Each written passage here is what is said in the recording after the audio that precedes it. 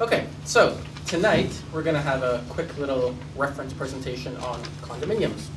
Eric got the title. Why did I choose condominiums today?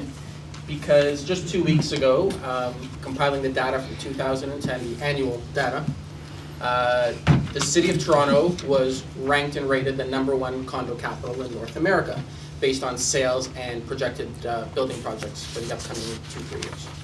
So I thought it was a fitting topic to discuss. But what are we going to talk about? Well, I want to cover with you guys what exactly a condominium is. I want to cover what types of condominiums there are out there all over our city, the pros and cons of buying a new condo from a builder or a resale condo, and also to discuss the various differences in the process and factors you need to consider when you're buying a condominium. So, let's begin. What is a condominium? Everybody thinks a condominium is just that big tall building. We've got tons of them down the street here. But a condominium is actually just a legal form of ownership. It's how you own a property. And it has to consist of 2 things. The first is the individual unit, that space that you guys live in or work in. And the second is the common area. And that can be something as simple as a stairwell in a lobby or something as exquisite as a golf course. Okay? Every place has its own common space. The other thing that makes a condo is that it has to abide by provincial regulations. And those are set out in the 1998 Ontario Condominium Act, which came into effect in 2001 because it takes our government 3 years to do anything half properly. In that act, it stated that all condominiums have to go through 2 processes. One, they have to be declared a condominium, which means they have to file all the proper paperwork and abide by the provincial regulations. Then, once they're finished building and they're fully occupied, they have to be registered as a condominium as well. It's a lot of paperwork and just a lot of mumbo jumbo about government regulations that they have to abide by. But that's what makes it a condo. Okay?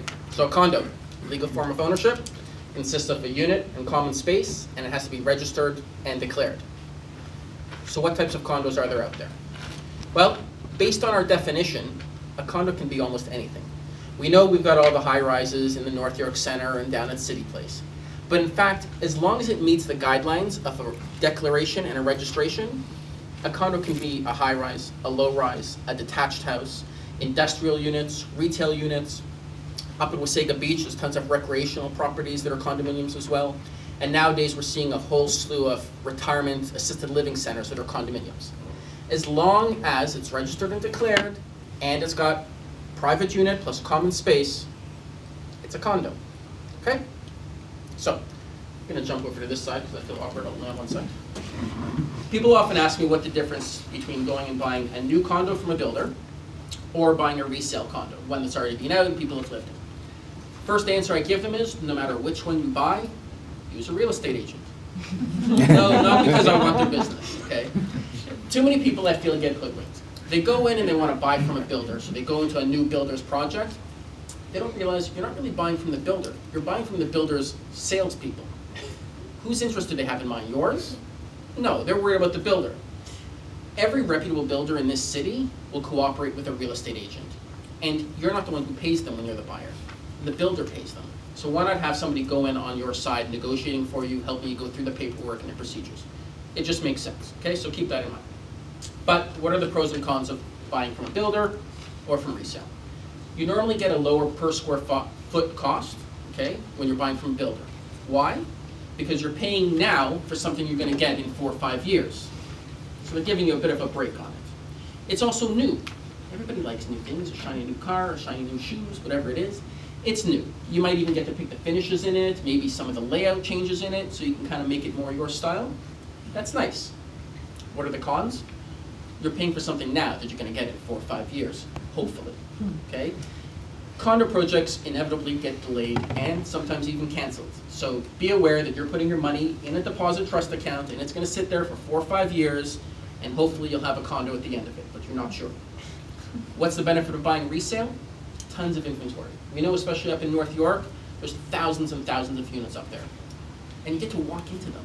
You get to actually see what they feel like, what the view is out the window versus checking out a floor plan. I don't know if anyone's ever stepped into a floor plan, but you can't really get a feeling for the washroom or the window is. What else? Timeline for resale condos. You get to move out or move into it in 30, 60, 90 days. You don't have to wait 4 or 5 years. So I always tell people, consider what your personal needs are and what your timeline is. and decide if you want to go new or resale. What are some important factors to consider when buying a condo once you've decided to do it? Everyone's always heard the adage, location, location, location. I add a fourth location for condos. Why do I think it's so important? Condo buyers are a very specific demographic. Okay? In the city of Toronto, the average condo buyer is a young urban professional aged 25 to 35. That's a pretty niche market. So if you're going to buy a condo knowing that down the road you're going to resell it, make sure you meet these people's needs. What do young urban professionals want? They want to be on the transit line, hopefully right on the subway. They want to be within walking distance to supermarkets, cafes, bars, restaurants.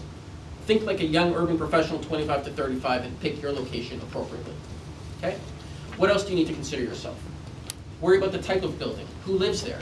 If you're 25, you don't want to buy into a building that's full of 15, 60-year-olds. If you're a retired couple, the party buildings at Minto and Yonge and Eglinton probably aren't the place for you. Okay? Consider what you're buying into. And while you're considering the type of building, consider the amenities.